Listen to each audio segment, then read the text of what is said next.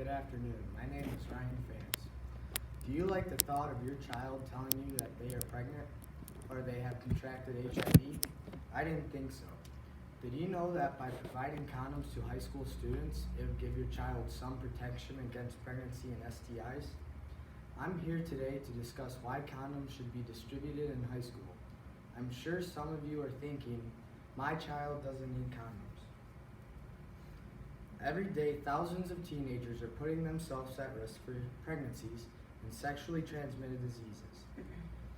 Every year, there are millions of children born that are brought into this world unwanted or abandoned, many which are born to young teenagers with little or no education about condom use or sex. With a little education about condoms and safe sex practices, many of these unnecessary pregnancies and transmission of sexually transmitted diseases could be prevented. Many parents do not educate their children about sex. Therefore, the burden usually falls on the schools. Today, I'm going to share with you why I believe condoms should definitely be available in high schools. Condoms reduce the spread of STIs. According to a 2018 survey conducted by the Centers for Disease Control and Prevention, 40% of high school students are sexually active. The number of teenagers contracting an STI is on the rise. In 2018 alone, there was 20 million new reported cases of STIs. The ages range from 13 to 24 years of age, and 20% were diagnosed with HIV. The numbers from the CDC stress the importance of condom distribution. High schools for sexually active teenagers. When condoms are used correctly and consistently, they are highly effective in decreasing the STI transmission and effective in decreasing the chance of contracting an HIV. We may not want to think about our teenagers having sex during their high school years, but they are, so schools need to help keep them safe.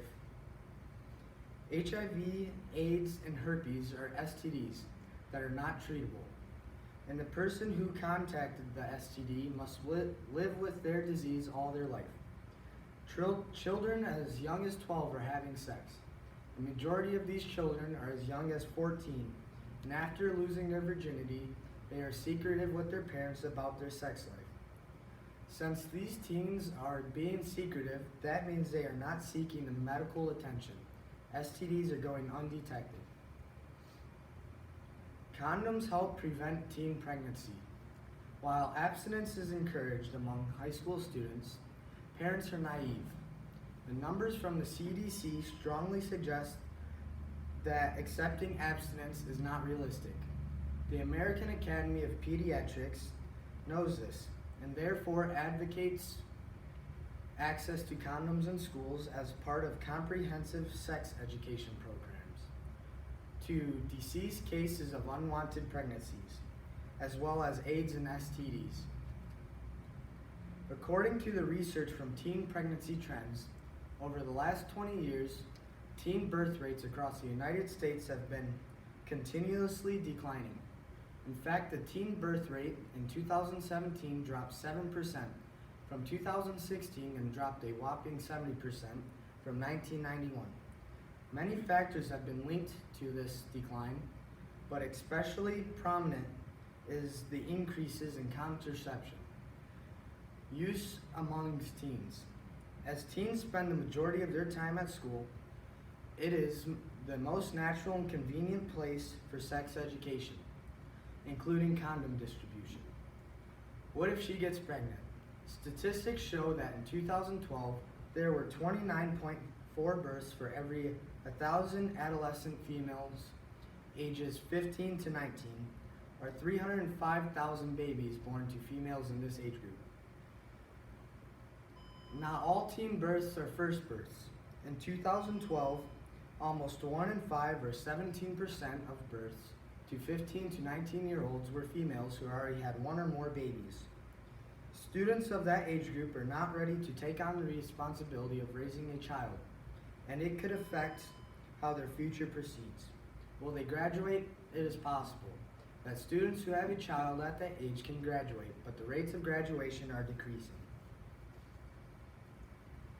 Studies from trends in teen pregnancy show that 30% of all teenage girls who drop out of school claim pregnancy and parenthood as key reasons. Only 40% of teen mothers finish high school. It is less likely for a student who does not finish high school to go to college and finish. Studies also show that fewer than 2% of teen mothers finish college by the age of 30. Condoms make teens more sexually responsible. According to the American Academy of Pediatrics, the condom remains the most popular used contraceptive method among teenagers. As teenagers are beginning to discover their sexual identities, providing condoms in high schools can also help them establish the concept of safe sex as the norm and gives them the mandate to be responsible.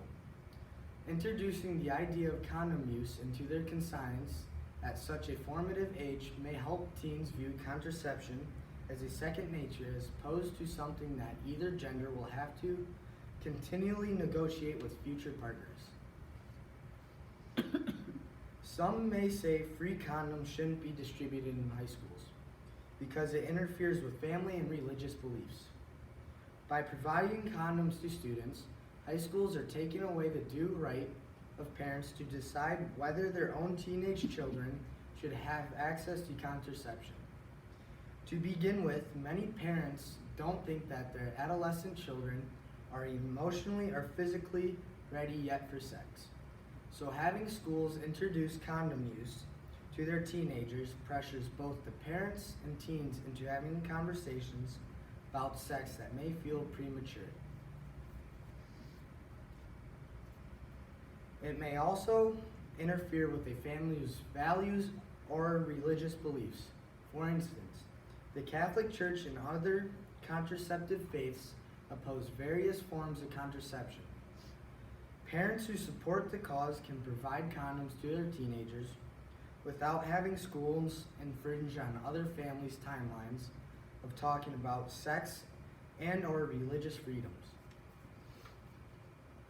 Condoms are not 100% effective, which gives teenagers a false sense of security when having sex. This is because most teenagers lack experience with condom implementation and use, causing the condoms to be extremely ineffective. When used perfectly every single time during sex, condoms are 98% effective at preventing pregnancy. But people, especially teenagers, aren't perfect. So typically, condoms may only be about 85% effective. Not to mention the fact that vulnerable teenage girls still have less control over condom use. In high schools that teach students about abstinence and contraception use, these programs are sending mixed messages to students. If a school wants its students not to have sex, it shouldn't provide them with the condoms to use during intercourse. Furthermore, making condoms available in schools might send erroneous messages to students that their teachers and parents are expecting them to engage in sexual activity.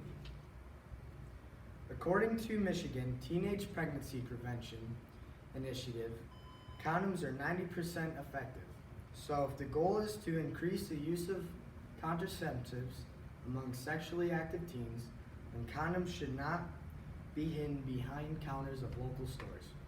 Instead, they should be in areas that are heavily populated by teens, like in schools. Having condoms readily available to students is a necessary and effective way of ensuring that teenagers are making healthy and safe decisions. A condom availability program would open up the conversation about sexual health, eliminating the stigma associated with condoms and contraceptions. Condoms are needed in high school. I urge you to look at the facts and realize that having condoms readily available to students is a necessary and effective way of ensuring our teenagers are making healthy and safe decisions while engaging in sexual activity. Thank you.